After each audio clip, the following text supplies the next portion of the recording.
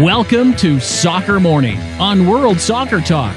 Here's your host, Jason Davis. Good morning, everybody. Happy Friday. Welcome into Soccer Morning, worldsoccertalk.com. Here we go. It's weekend time, taking you up until 10 o'clock a.m. Eastern today. Big show for you. We're going to talk to our friend David Amoyal from Gianluca Di Marzio about Italy, Serie A, and the season getting underway on that country that looks like a boot. Some interesting player rumors swirling in Serie A. As always, we've got the Champions League draw, which I'll get to momentarily, that affects the defending finalist from Italy, Juventus. Lots to talk about with our friend David Amoyal. It's been entirely too long, since the man showed up here. So it's a good chance to talk to him and figure out what's going on in Italy. Because guess what? Juve lost in their first game of the season. Juve going for title number 5 in a row in Italy. Is that good for Italy? I don't know. It's a thing. Let's go ahead and do the news here on a Friday morning. Again, thank you very much for checking us out. Make sure you follow us and tweet us at Soccer Morning. You can interact with the show that way. We'll have the phone lines open a little bit later on in the program. Let's start with interim Mexico manager Tuco Ferretti making selections for September friendlies against Trinidad and Tobago and Argentina. Rafa Marquez notably in this team. Notably not in this team, Giovanni and Jonathan Dos Santos. Reports out of Mexico suggest that perhaps the federation is punishing those two players for their pro-Miguel Herrera tweets during the controversy after he punched the reporter in Philadelphia. Well, remains to be seen if those players will be part of the Mexico squad when they face the United States on October 10th with the Confederations Cup spot on the line. Michael Bradley, speaking of September friendlies, will miss the Peru friendly for the United States national team in Washington on September 4th.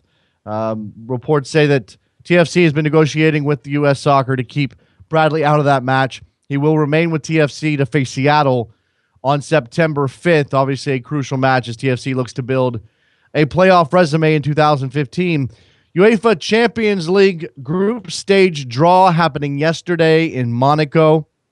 Defending champion Barcelona grouped with Bayer Leverkusen, Roma, and Bate Borisov in Group E. Meanwhile, Juventus grouped with Manchester City, Sevilla, and Borussia Mönchengladbach of Germany in Group D. You also had notably Manchester United grouped with PSV Eindhoven, CSKA Moscow, and Wolfsburg. Wolfsburg looking like they'll lose two of their most important players, two of their highest priced players, certainly. So that makes for what looks to be a somewhat easy path for Manchester United to go ahead and make it into the knockout rounds of this particular tournament. Also, notable Group G, Chelsea, Porto, Dynamo Kiev, and Maccabi Tel Aviv. So you have the defending Premier League champions in a group with Jose Mourinho's former Portuguese side. Speaking of reunions, Paris Saint-Germain has been grouped with Real Madrid, Shakhtar Donetsk, and Malmo. Malmo, of course, the former Swedish club of a certain Zlatan Ibrahimovic. I heard yesterday that Malmo's website crashed under the weight of so much interest for Zlatan returning to his old stomping grounds. CONCACAF has announced a ticket dispersal process for the October 10th playoff between the United States and Mexico at the Rose Bowl. They're aiming for an equitable split of the tickets between the two federations and the two fan bases. The game will be broadcast on Univision in Spanish, English television as yet to be determined. That's all from a story by one Grant Wall over at Sports Illustrated. I'm not so sure. I believe they can get an equal split, but if they're going to try, at least that's a sign that they're looking to make this a fair fight. And look, it's on American soil. That's clearly should be an advantage for the United States of America. We know how the crowd shows up for Mexico, no matter where they play. So there's only so much you can do. We'll see how that goes. Lionel Messi won UEFA's Best Player in Europe award yesterday following the group stage draw of the Champions League. This is his second time winning that award. He finished first with Cristiano Ronaldo in second because, of course, Messi last won this award in 2011, which was the first year that UEFA gave it out. We got a big MLS weekend coming up, starting tonight with San Jose hosting the LA Galaxy in the California Clasico. San Jose streaking right now. Obviously, everyone knows how good LA has been recently. That's the kickoff of rivalry week in MLS. You also have Toronto and Montreal facing off in the battle of Canadian teams. Dallas, sorry, that's not right. Let me get this again. Seattle and Portland. The Cascadia Cup game between those two teams with Seattle struggling. Portland looking to improve on their position in the standings as they look for a playoff spot in 2015. And then New York Red Bulls and DC United, which is one of the more fascinating rivalries in MLS based on the year. Their competitive history, of course, the last 20 years. They don't like each other. There's a bunch of moments listed at MLSsoccer.com that I was reviewing the other day. Whoa, what the heck was that? No, you're in the other. That's not what I want to do. My apologies. Autoplay videos are always fun.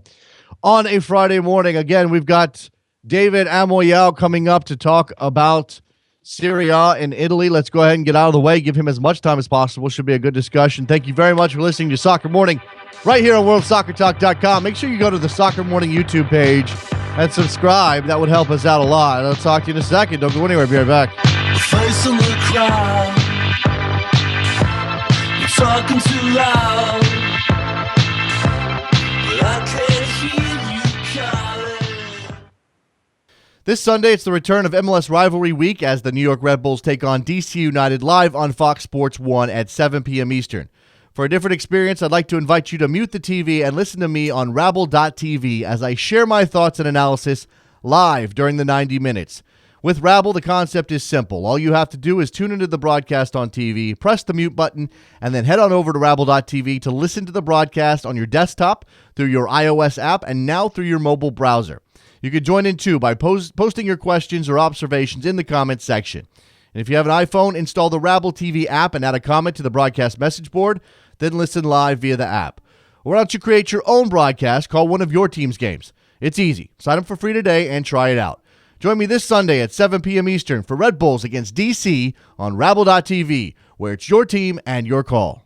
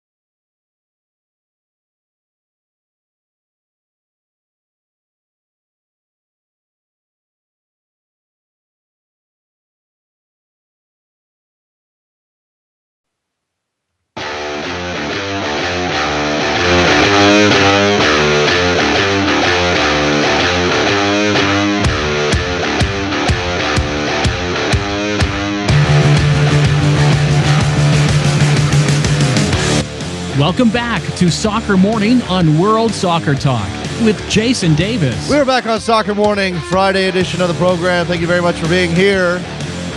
Thank you to David Amoyal from Gianluca DiMarzio and ESPN FC and all kinds of other places, BN Sport, I think, or somewhere. Where are you, David? You're in many places. I sure am. Thank you so much for having me on, Jason. Yeah, beyond the pitch, that's what I meant to say. Beyond the pitch, excellent program as well. David, it's good to have you back. The Italian season is underway like every other European season. Gives us plenty to talk about at the same time that we do have a couple of days left in the transfer window. Transfer rumors, one of your specialties. Maybe we'll come to that.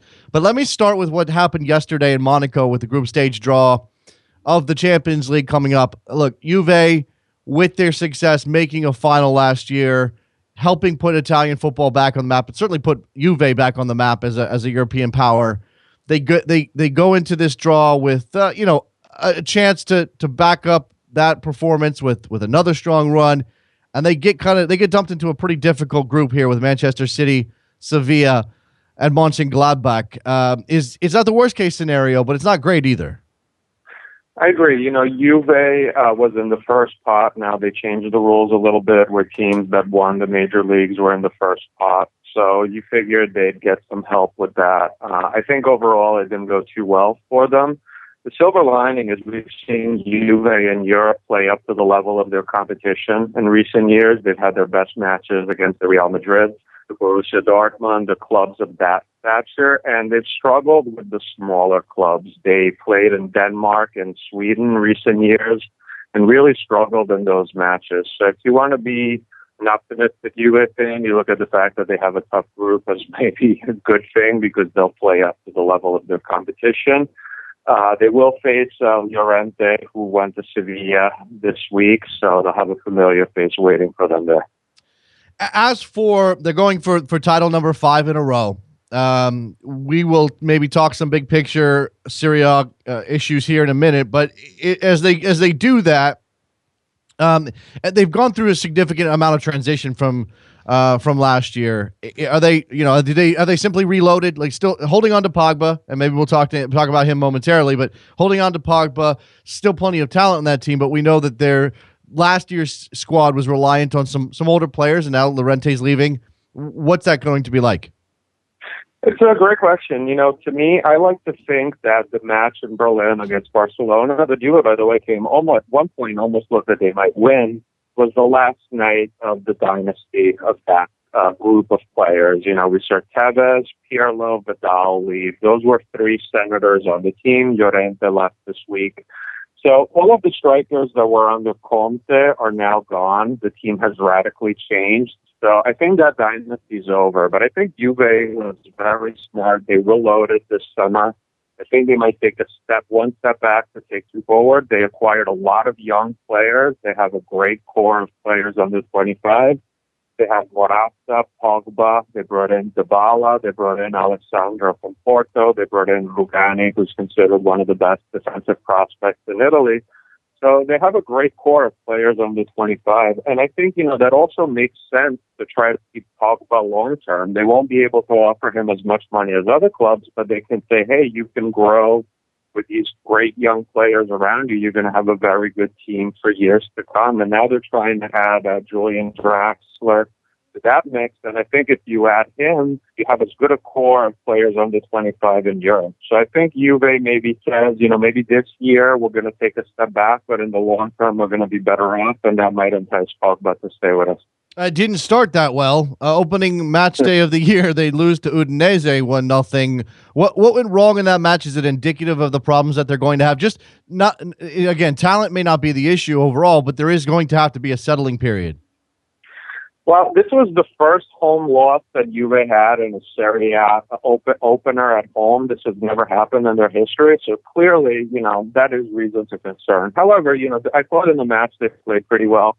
They created many chances, just weren't able to score on any. Udinese had a couple of shots on goal, and they scored on one right when Juve was really making a push to win. So I'm not going to totally overreact to that first match, but there is reason to concern because they're bringing in so many new players. I think Vidal's a big loss, but I think Tevez is a much bigger loss. He was really the leader of that team. So they're going to need Dybala, Morata to really step up. Juve also had a lot of injuries in the match against Udinese, so they're thinking they're going to be better once they get healthy. But their coach, Allegri, does have a track record in the second year at clubs to struggle, so you could chalk it up to that as well. So at this point, based on the turnover in the club, some of those lingering concerns about leadership and the like, do you have them? Do you keep them as favorite, or do you have somebody else stepping up and winning the Scudetto in 2015-16?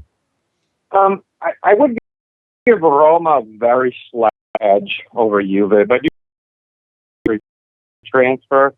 I think they're going to probably get Julian Draxler, Axel Witsel to kind of come in and help out their midfield, but they've had a lot of turnover Roma, on the other hand, in years past, we've seen them always sell a couple of their best players in the summer, and they really haven't done that this summer. Instead, they were able to trade some players that they had loaned out to other teams, and they kind of rebuild the team with those funds. So I give Roma a slight edge because of the continuity on the team, but, I could see Juve winning their fifth one as well. I think it's going to be one of those two teams. We've seen a lot of the other teams improve, Inter, Napoli, Lazio, but I think they're kind of a step below. I think they're competing for that last Champions League spot. Would it be good for Italian football, for Serie A, for someone to break up Juve's dominance? I mean, we've seen long runs before. Inter won 5 in a row not that long ago. So maybe this is just the way that, and obviously we know that, Bayern Munich's going to win the Bundesliga title, and nobody seems too concerned about that. But would it be good for Italian football to see someone like Roma, who has put a lot of money and effort into competing, win a title?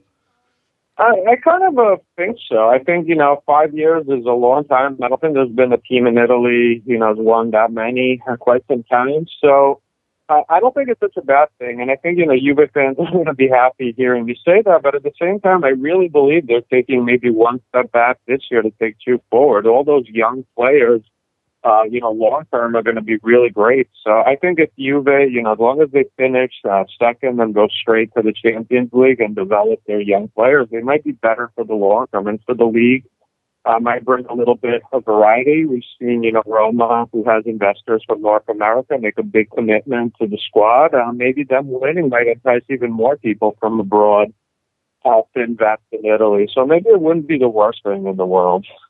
Speaking of Roma, what do you make of their chances in the Champions League this year? And I've just lost. Actually, let me pull it. But I do have my groups in front of me. I thought I had lost them, and I was gonna. Okay, so they're obviously in the Champions group. Barcelona, Leverkusen, one of the stronger German sides, and then Bate Borisov is the team what everybody would expect to finish fourth. But that means Roma's got to beat out one of those two big teams. I think for them it went very well. I think they had a better draw than Juve. Now, of course they have Barcelona. That's tough. But the other, I think Bayern Leverkusen, they actually just eliminated their crosstown rivals last year.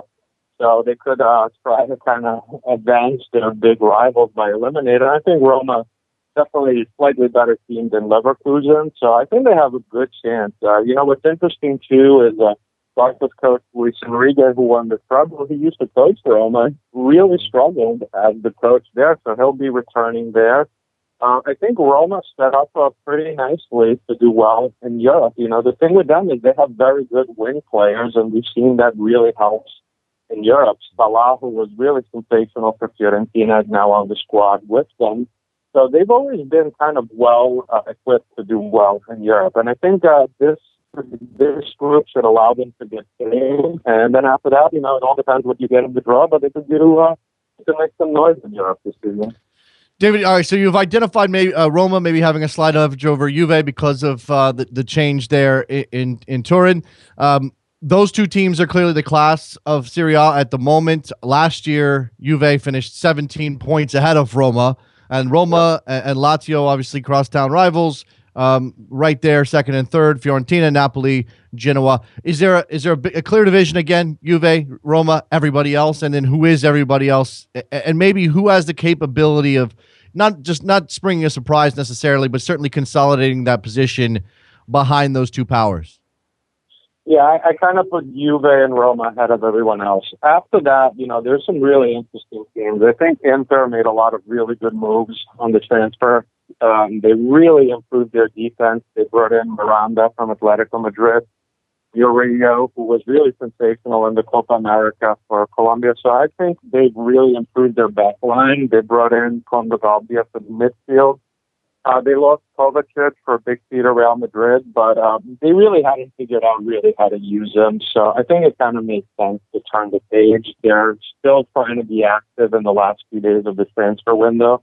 So Winter on paper looks good. I think Napoli as well is an interesting team. They no longer have Benitez. They have an Italian coach, Sarri, and tried to build a team well-suited for Serie A. They lost their first match, but Sarri's team, their new coach, are kind of known for slow starts. And I think Lazio is always a team that everyone kind of underrates. So they really have a lot of talent on the squad as well. I would like to say that I'm optimistic on Milan because I really think Italian football needs Milan to do well. But their first match against Fiorentina showed that their midfield just isn't good enough at the moment. So let's see if Milan can get back on track. But I see them more as the 6th or 7th place team than, say, 3rd. Well, that would clearly be an improvement over last year's 10th place finish, but we expect AC Milan to be a power in Italy. That obviously traditionally one of the best sides to come out of the country and one of the best sides in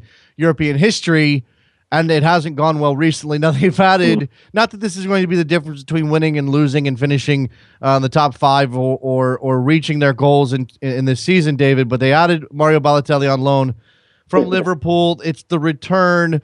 Lots being made about the behavior clauses in his contract, et cetera, et cetera. What is the reaction to this move for Milan fans, for Italian football fans, and clearly, is it the right thing for Balotelli, who cannot seem to find a place to settle and actually, improve his football? Well, I think Balotelli was kind of a little bit of bait and switch for Milan fans. Balotelli and Ibrahimovic have the same agent, Mino Rayon, one of the most powerful men in all of football. For weeks and weeks, we heard how Ibrahimovic could be returning to Milan. There's a lot of talk about that. I was always skeptical that he would leave PSG, leave money on the table, and not play in the Champions League to go play for Milan. So once it became apparent that Ibrahimovic wasn't coming back to Milan, the agent who represents both pushed to bring Balotelli back. Now, I think one thing that really helps Balotelli is Milan's coach Mihajlovic knows him really well. He was an assistant when Balotelli was at Inter, so he knows him. He met with him last Saturday in Florence when Milan was getting ready to play their match. So he had a heart-to-heart with Paolo. And, with Balotelli, you read the quotes, he always says the right things, but it's really in the action. So we'll see how he can do. I think, for him, this is a good move. He's at a club that at least is a strong club, at least organizationally wise. So they'll try to support him the best they can. I think, his best half season that I ever saw him play was at Milan when he first arrived. So maybe he'll be very motivated. The fact that the Euros are coming up next summer could be really an opportunity for him to really turn his career around. So there's a great opportunity for him. Milan could really use him, and Italy could really use him next summer. So if he does well with both, his career could really turn around. And he's been around forever, but he's only 25. Yeah, it's just absolutely true. It seems like he should be a lot older than he is, but then he's also a player incredibly frustrating. I mean, if I'm making a list of some of the most frustrating players in the world, Mario Balotelli's on that list, David. And I from my perspective, and clearly I'm not Italian and I'm not viewing it through that prism, but it just seems to me that perhaps Italy's not always the best place for Mario Balotelli. I mean, it could work, and as you said, he played some of his best soccer in a Milan shirt, but it's one of those situations where not just the pressure, but maybe his desire to be I don't know, his desire to live up to what everything he's put into himself in terms of being Italian, in terms of playing for the national, it seems like it's a little too much pressure. Yeah, but on the other hand, when he went to Liverpool, he was supposed to help replace Suarez. Of course, that didn't turn out too well at all. Now, he joined Milan. Milan already signed 2 big-name strikers this summer. They brought Bacca from Sevilla, and they brought Luis Adriano from Shakhtar. And in pre-season, they've looked very good, and they have a good partnership. So, Milan, he literally Ibrahimovic, and instead Balotelli arrives. So I think right now it's kind of a different situation for him than we've seen in years past. So I'm hoping for the sake of Italian football, him and the Italian national team, that he really sees this as the opportunity for him. And again, he has a coach that believes in him, a coach that actively pushed to bring him to Milan. So let's see if he rewards Mihajlovic for the faith he's shown in him. One thing I like to do with our European football experts, David, is, and I know we're 1 week into the season already, so we have a little bit of a sample, but not enough to anybody's going to draw any conclusions, is to not just look at the top teams and maybe those who will make a move up into the upper echelon. But quick, give me a team who's worth supporting and cheering for. It could be an underdog. It can be a team, a small club who is punching above their weight. Who's the most fascinating team in the bottom half of the Serie A standings in 2015-16? Well, I'll give you a couple. I think Bologna is a team to watch, especially for people here in the U.S. They're owned by North American investors, Joey Saputo from Monreal and Pecopina, who's a lawyer in New York. They were a club that was relegated last season. They bought them when they were in the second division, got them for a bargain, and now they're back in Serie A. On paper, their squad isn't very good. They've tried, though, to make some last-second moves. They brought in striker Mattia Destra from Roma. He was at Milan alone, playing for Italy's national team. They're trying to bring Giaccherini back from the Premier League to Italy. And they signed this very good prospect midfielder, Donza, who played for Cagliari. He had been linked to Chelsea and Juve, 19-year-old midfielder. So I think that's a team to watch. And also because of the U.S. ownership, it'll be a fascinating team to watch for your audience. And also, they're not really a lower table team, but I think Napoli is really a fun team. They kept Higuain. They have a lot of nice offensive players. They have Mertens, Insigne, who's coming back from knee surgery, and they have Gabbiadini, who's a very good Italian striker who used to be previously owned by Juve. So that's one team that I think is going to be a lot of fun to watch because of their offensive attack. Their coach, Starri, came from Empoli, his first chance to play at a big club. So that's one team that I'm looking at closely as well. All right, so we're headed into the Serie A season. We've got one match played. We've got a bunch of matches coming up, obviously, in week 2. Roma Juventus on Sunday, David. It's going to start right away here. Is this an opportunity for Roma to send a message? Absolutely, and it's an opportunity for really put Juve behind the 8 ball. Juve lost their first match against Udinese. I thought they played well, but have no points to show for it. If they were to lose on Sunday, then that really puts them behind the 8 ball quickly. There's going to be a lot of talk. You see, they lost all their senators and the Allegri in the second season. This always happens. So that's going to put a lot of pressure on Juve. So a really big match for Juve. Roma, too, wasn't great in their first match, but at least they didn't lose, so they have a little less pressure. So right there, that's a game that's going to be fascinating to watch. Juve still has a lot of players out with injuries, so Roma really has a great opportunity just to bury them early in the standings. We'll see what happens with that match. Where else is the intrigue on the weekend? Just going over the list of games, the fixture list. I see we've got a promoted team, Carpi against Inter Milan. Udinese, Palermo, Napoli, Sampdoria. Where's the other intrigue? I think Napoli-Sampdoria is going to be a good match. Napoli lost their first match against Sassuolo. Like I said, they usually Sarri teams start slow. But if he doesn't win this match, Napoli after Roma is probably the club that faces the most pressure from their fans in the city. So that's really a game to watch. Sampdoria got off a disastrous start in the Europa League, but they won their first match. They're a fairly intriguing team as well, with Castano on the squad. So I would look for them. And I think Milan's always a very fascinating team. Just because they lost their first match. This week they've had a very tumultuous news on the transfer market. Balotelli came in. Everyone expected a big midfielder to arrive, and they signed Kutka from Genoa, not the player fans expected. So I think Milan to watch as well if they struggle again. David, I got a question on Twitter from a New York City FC fan. This is he wants to know about former Napoli forward Ezekiel Lavezzi, who's obviously at PSG right now. But I don't know if you've heard anything about him potentially moving. And I guess there are MLS rumors. I haven't heard those myself. I have heard those a while ago now. Lavezzi is a very intriguing player. He has just 1 year left with PSG. I think if he stays there and the contract runs out, there's a pretty decent chance that he might come play in MLS. He's been linked to a few other teams. I know Inter offered him a multi-year deal for a lower salary than he earns at PSG, but it doesn't look like there's much momentum for that. But I think if Lavezzi stays at PSG and he won't play much there and runs out his contract, I think it's a distinct possibility he comes MLS. But that may change, of course, if he's sold before the window closes and signs a long-term deal with another club.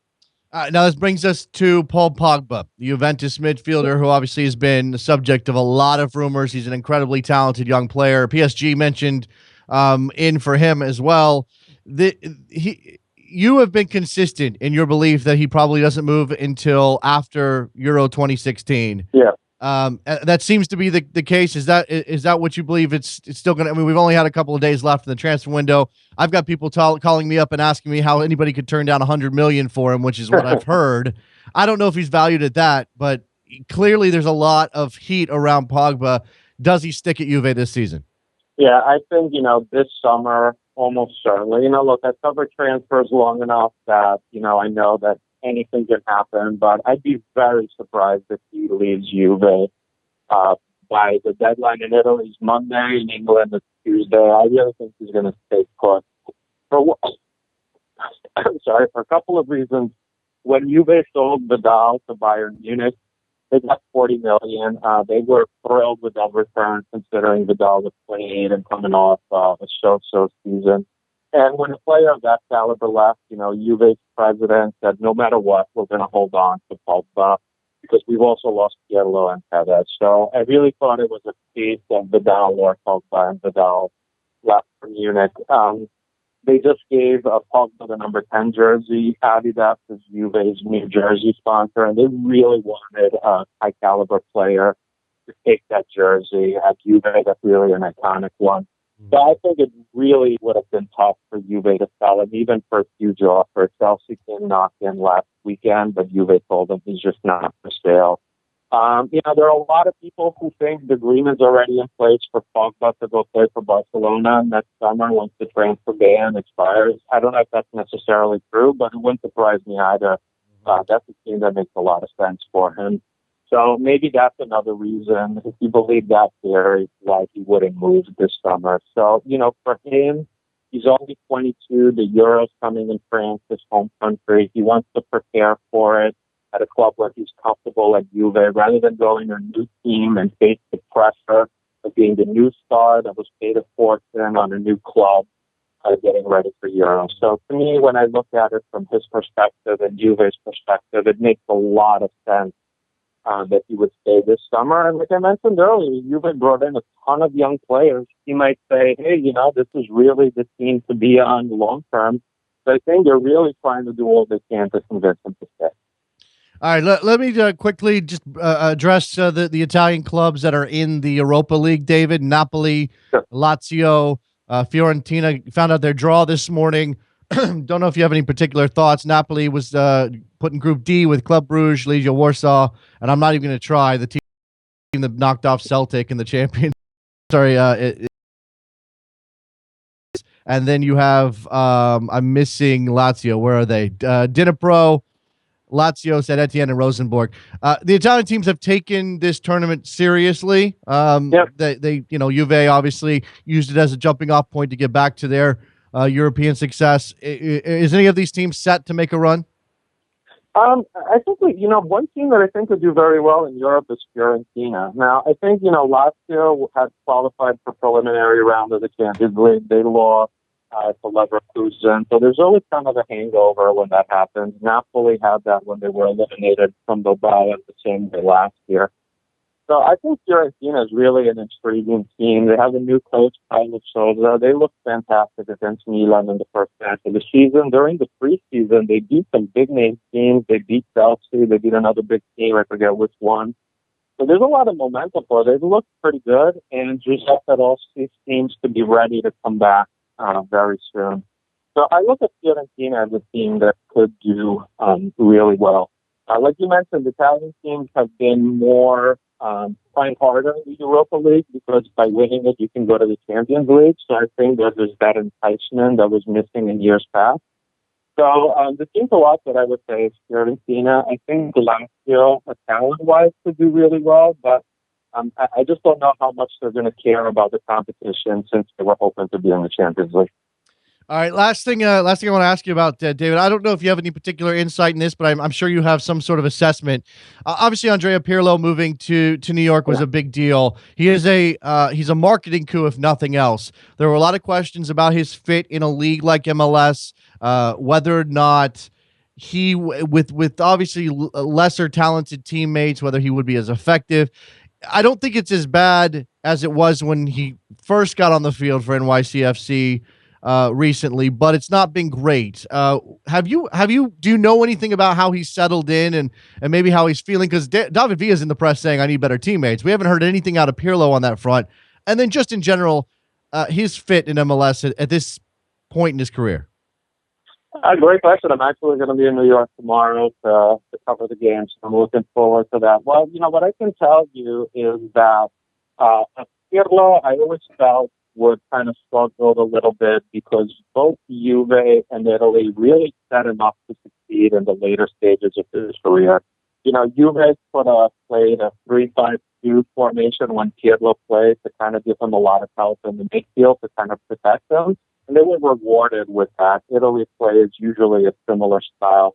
So I feel like, with a player like Pirlo, you kind of have to, at this stage of his career, you have to really set him up to succeed. And I don't know, how much New York is trying to do that. I can tell you, too, unlike the other players in MLS, he really didn't take a break. He was playing the Champions League final in May, took just a couple of weeks off, and then came over here to New York. I don't think he's as used to playing in the heat as much. For some of the other players there. So, I'm not making excuses for him, but I think, in due time, he's going to do well. He's a very smart player. He needs to adapt to the league. This is a player that's been in Serie A his whole career. Like, he's never had an experience in any other league. I know he's come to the U.S. many times, really loves it here, and really wanted to play in New York. But, it's a big change for him, not just league-wise, but the life thing. So I think, he's going to finish the season strong. I'm very curious to see in person what I see tomorrow. But I've definitely been following him here or there. And just like you, I was hoping for a little bit better so far. Yeah, we'll see how it goes. Again, he's an incredible player. It's just a matter of, this is a team sport, and as great as an individual can be, if he's, if a striker's not getting service, he's not going to score goals. If you're not giving Pirlo time on the ball, he's not going to be able to do what he does. Columbus facing NYCFC at Yankee Stadium tomorrow. David, enjoy that. Thank you very much for your time and your insight. Hopefully, we'll have you on many times this season to talk Italian football. Great. Well, Jason, thank you so much for having me, and thank you so much for covering Italian football in the U.S. I really think it's great, so thanks for that. No problem. When we come back, we'll open up the phone lines and talk to you on a Friday. Soccer Morning, WorldSoccerTalk.com. Let's blow it up. Let's go. Here we go.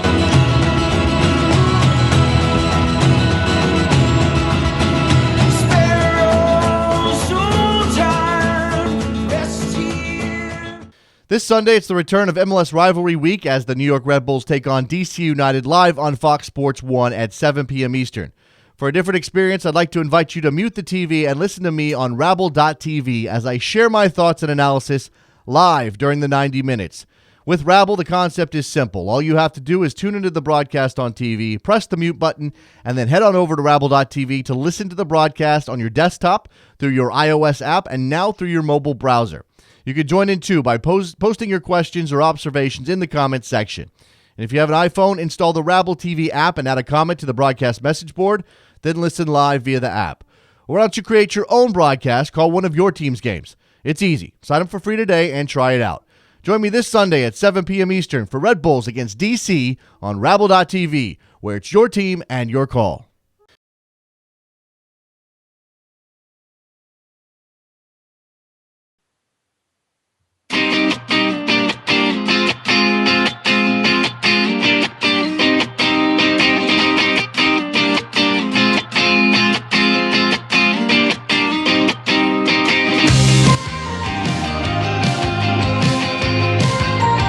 Welcome back to Soccer Morning on World Soccer Talk. with Jason Davis. Here we are on a Friday edition of Soccer Morning on WorldSoccerTalk.com. Having a good old time talking soccer, good stuff with David Amoyal. Go follow him on Twitter, David Amoyal. Excellent follow for all things Serie A, a little bit of transfer rumor. And guess what? I mean, a lot of times David knows what he's talking about. He's not throwing stuff out there because it's made up bullcrap. He's got sources. JohnLucaDiMarzio.com has sources. They know what they're talking about. They say things are happening, and more often than not, those things happen. All right, so we've got a Serie A weekend, a La Liga weekend, a Premier League weekend, an MLS weekend. It's rivalry weekend, or whatever they're calling it. We got Champions League groups set. We got a lot of things to talk about. 646-832-3909. And I don't know if you guys, obviously this is a modern football. I don't know what we're calling that. We're a bunch of modern football people. We're modern soccer people, meaning that we don't necessarily need some sort of notion of loyalty, patriotism to follow the game in other parts of the world, which is fine. Absolutely. Let's watch whatever soccer you want to watch. I'm not going to sit here and judge. I think Trevor watches second division Kazakh football or whatever, Kazakh football, because that's who he is. That's fine. If you want to watch Serie A, La Liga, MLS, Premier League, or whatever. But when it comes to the Champions League, and I watch the Champions League because it's the top level of club soccer in the world. There's probably no doubt about that. I'm sort of always disappointed when we get to this point in the process, which is the group stage draw, and that the playoff round is over. And there's no American presence, right? I'm sort of that guy still. Maybe I'm old school that way. I sort of want there to be some reason for me to be interested in the fortunes of a team because they've got an American player. We don't have. I mean, we've got Borussia Mönchengladbach and Johnson, Fabian Johnson. That's it, right? Is that the only one? Trevor, am I wrong about this? Let me look through these teams. Does PSG have an American? No. Real Madrid? No. Shakhtar? No. Malmo? No. I'm going to go through all of these teams. PSV Eindhoven? No. Manchester United? No. CSKA Moscow? I'm going to just do that all the way through. That'd be very tedious. Benfica? No. Atleti? No. Galatasaray? No. Estan? No. Juve? Manchester City? Sevilla? Gladbach? That's the one we pointed out. Barcelona, Bayer Leverkusen, Roma, once upon a time, no more. Bate Borisov, no. Bayern Munich, Arsenal, okay. If Gideon Zalalim somehow manages to make it up to the senior first team by the end of the season, he could play in the Champions League. Maybe it's him. Probably not going to happen. Olympiacos, Dinamo Zagreb, Chelsea, Porto, Dynamo Kiev, Maccabi Tel Aviv, Zenit St. Petersburg, Valencia, Lyon, Ghent. No.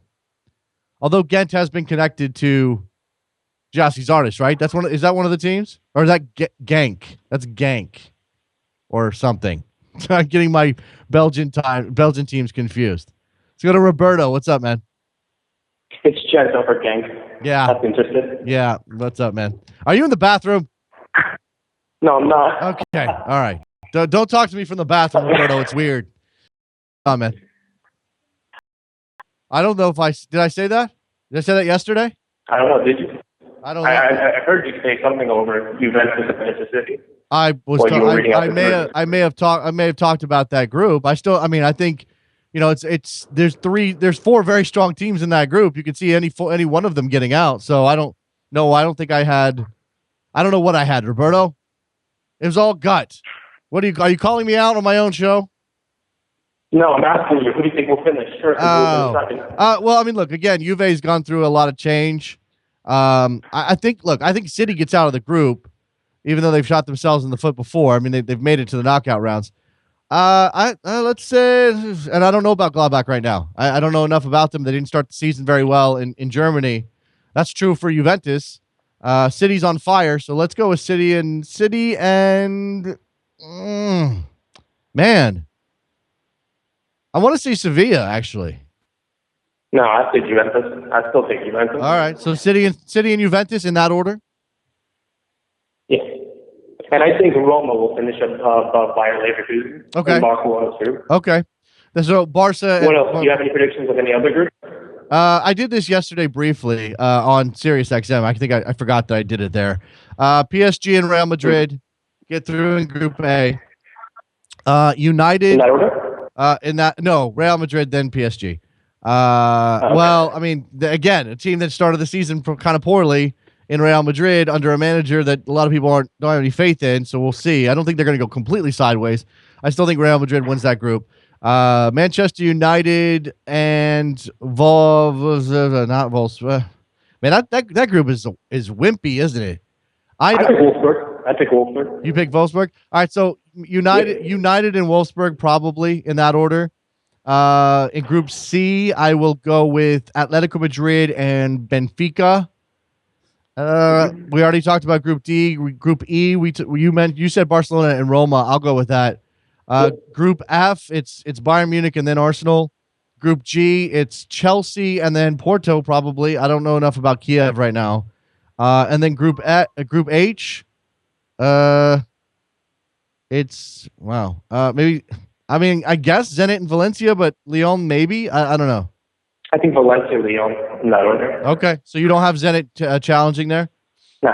Okay, no. Fair enough. What else you got on a Friday, Roberto? No, nothing. That's all I wanted to know. Enjoy your weekend, Jason. Appreciate it. Enjoy your weekend as well. It goes Roberto in Connecticut. Always a good call. I think I got to give him a shirt number. What? I keep forgetting to do that.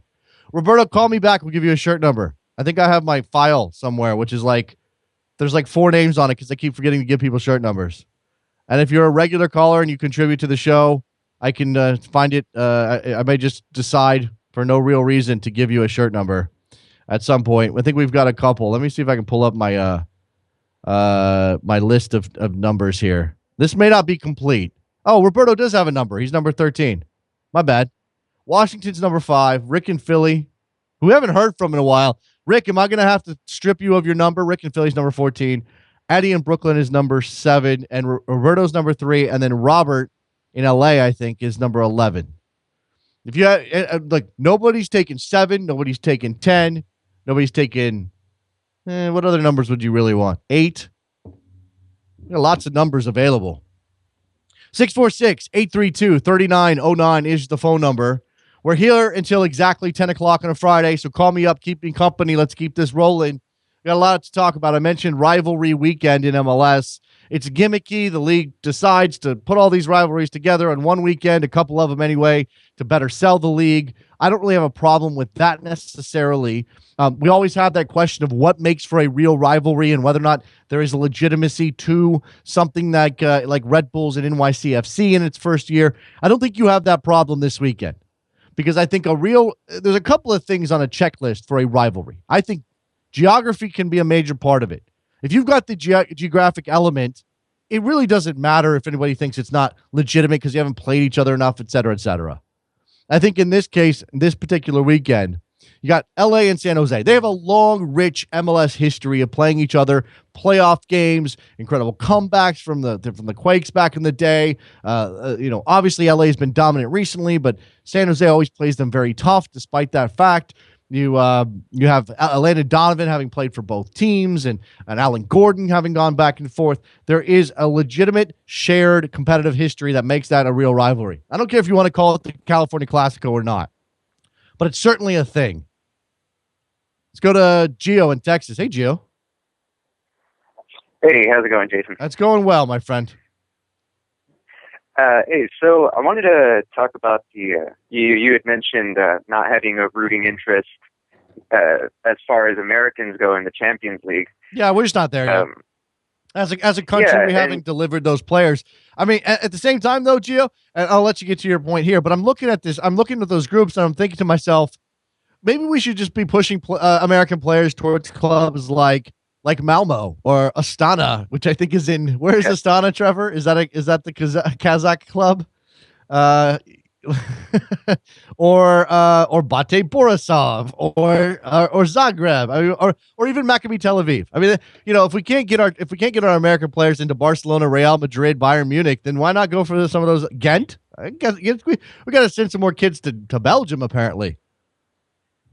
I mean, I'll tell you, man, I don't think I was watching Anderlecht when Sasha Kleshman was there. Right. Yeah. Trevor's reminded me that Mixed Discord was actually at Ghent, but he was there for like 5 minutes. I remember his press conference. It was crazy. All right, go ahead, Gio. I'm sorry. No problem. No, but I was just thinking about that. It's kind of going hand in hand with what you were talking about. I don't know if it was yesterday or the day before, about how like there's that duality between American fans. I think there's also a duality between foreign markets where they want to. I mean, there is this stigma that because you're an American, you're probably not as good. If we have an American and a Brazilian of equal talent, we're going to go for the Brazilian, sure. That kind of thing. But there's also this thing where it's like, well, we also want to have an American on our roster because that's just good marketing. You want to tap into the big USA market. Yeah, I think every foreign club wants to have a big American star. Yeah, I think that I don't know if it's about star though. I think what European clubs, certainly the bigger ones, are figuring out is that they don't necessarily have to hitch their wagon to an American player to get that attention. That there can be, I mean, maybe that's worked for Everton, maybe it worked for Fulham in the past, but I think a lot of big clubs are figuring out that Americans are just as front runner as anybody else, and if you win, they'll come and flock to your team. I mean, there are millions of Manchester United fans in this country, not because Tim Howard played there, not because we had Jovan Karofsky there a long time ago. This is about the fact that they win games and that they're a champion and that they're a massive team that people want to join up with. Well, yeah, but I mean, at the same time, you can't tell me that. I mean, the soccer landscape's different today than it was, say, 5 years ago. Sure. Even in that short of a time frame. So you can't tell me that it's, we get the next Clint Dempsey playing at Tottenham. All of a sudden, you're not going to see a huge uptick in eyeballs on Tottenham from the United States. Okay. All right. I see what you're saying. I mean, it's not necessarily like they don't have to be the big star. I mean, we don't need the American Ronaldo or anything. But I mean, I watch the Premier League. When it's on, it's convenient in the morning. I wake up, it's nice. But I'm not looking for it. When DeAndre Yedlin transferred, I was watching Tottenham every week until he showed up, and then after his sub, that one time where he got like 17 minutes, I don't think I've watched Tottenham since. Yeah, I don't know. I think that we've got a fracturing sort of thing happening, Gio, where you and I are of that mindset in that particular area. But I think there are a lot of people in this country who just don't care. And they may still be maybe national team fans, and they still may want American players to succeed, but they're not necessarily those people who need that hook. They'll watch the Premier League just because it's the Premier League, or they'll watch just because they've decided that they're a Chelsea fan, or whatever. I think that we are, I think that's especially true of kids. So, I happen to know a couple of guys who are, they're 17, 18, 19, and they're soccer guys. And for them, it's not, there's none of this extra crap around it. Like, where's soccer's place in America? Does it grow? They're a soccer fan. They don't care about any of that. They just watch their games, and they own like 18 jerseys each, and they record every match that's on NBC or NBC Sports. And for them, they're not taking it through, they're not pulling soccer out of that little hole that is American soccer, or here's a guy flying the flag for us. They're just fans. I think and I'm not saying that either one is like good or bad, or I'm not making a judgment. I'm just saying that, I watch because it's good soccer, but I'd be more interested if there were more, if there was an American involved. I mean, I have an interest in Stoke that I wouldn't have otherwise, right? I don't know if that's true for a lot of people in this country who. I'm 26, so I guess I just started caring about. Well, no, I mean, look, again, there's gonna be outliers in every group. I mean, you may be that person who and there's probably a lot of guys in your age range who are like that are, or people, men, women, who want to see Americans succeed and still care about that stuff. And again, I'm talking about like compartmentalizing these things. But I don't know that nationality has a lot to say about the future of soccer fandom. And, I don't know. I'm trying to determine if that's something that I worry about because it means less. I'm not even sure where that is, Gio. It's not a bad thing, certainly. Yeah, I mean, it's not like I'm less interested in a Ronaldo or a Messi because he's not American or anything like that, but yeah, you're American. You want to see at least one or two Americans succeeding over in Europe. I want to be able to turn on my TV in the morning, go to the Premier League, and see one of my boys up there. I agree with you, but it's not. That's not for everybody, and we'll see what the future holds when it comes to Americans in the Champions League. Because the funny thing is that I'm sitting here talking about this, and I'd love to have another American or two in this tournament, and yet I'm also a big fan of MLS and want to see it grow. And I know that the more American players that are that are national teamers and our future national teamers that are in MLS, the better that league is. And MLS is doing the right thing by trying to get that American talent into MLS. So we're just going to see, if Michael Bradley had decided to stick it out, there's a good possibility he could have found one of these clubs or at least been in the Europa League or something like that. But he's not, because he decided to make the move back to MLS, and that makes MLS better. It's just, it's a kind of a catch-22 thing. Sure. All right, Gio. Have a good week. You got anything else, man? Last call? No, thanks. Appreciate it. All right, Gio in Texas. Good stuff there. All right. 646-832-3909. Just got a couple of minutes left. I got Robert in L.A. wants to know my thoughts on San Jose and Galaxy. I talked about that game briefly. I think it's going to end up being a Galaxy win. I know San Jose is on a roll right now. I know they've moved to a 4-4-2 and they've opened things up a little bit, and all of a sudden they're scoring a bunch of goals, but the Galaxy are the best team in MLS for me right now. That doesn't mean I'm going to put them into the MLS Cup final yet, but it does mean that they have the inside track. It does mean that I think that they'll beat San Jose this evening. Should be a good match. Is that game just being played at the new place? Or did they used to go to Stanford, right, for that game? This is at Avaya. Okay, so they'll sell out Avaya Stadium with 18,000 people to watch LA come to town. Where I know that they've done the whole Stanford Stadium thing in the past with 50,000 people. Isn't that where the Quakes had the big comeback? Alan Gordon scoring at the death. That's happened there, right? Big match, big match in the Western Conference. Giovanni Dos Santos, obviously, in this team. Also, I mentioned at the top of the show the news that Giovanni Dos Santos was not called into the Mexican national team, along with his brother. I don't know if that we should necessarily connect those two things, although it looks like people down in Mexico are identifying possible reasons that Giovanni Dos Santos was left out. It's not necessarily related to his move to MLS, probably more related to some of his social media activity, which if that's true, and I don't know that it's true, but if that's true, that would be disaster. That would be terrible. I mean, I know that the players should be responsible with their social media, but you can't. I don't think you should punish a player, leave them out of a team. I know it's friendlies and it doesn't matter, but still, you can't leave a player out, especially if he can help your team because he tweeted something you don't like. That's terrible. It's absolutely 100% terrible. All right. We've got a big show over at Sirius XM FC today. If you're not a subscriber to Sirius XM FC, I suggest you go and check out the packages and try to look at it and decide whether or not you want to join up. We do some pretty cool stuff over there. We got Perry Kitchen today on the program, and Grant Wall from Sports Illustrated will join us as well. Thank you very much to David Amoyal from Gianluca DiMarzio and ESPN FC and Beyond the Pitch for joining us today, talking about Italian football. Good stuff from him. Looking forward to following the Italian League in 2015-16. Make sure you go to YouTube and find the Soccer Morning channel and hit subscribe. Do we know how many subscribers we have? Is it like 7 or 8? Have we cracked 10 yet? If we haven't cracked 10 subscribers, you have to go right now because that'll ruin my weekend. Okay. All right.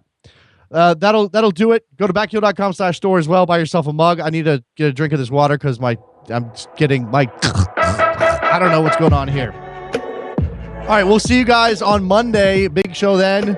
Thank you very much again to David Amoyal, to Trevor Hayward, to Robert, Gio, and everybody else. Roberto, sorry. We'll talk to you later. Bye. Did my invitations disappear? What I put my heart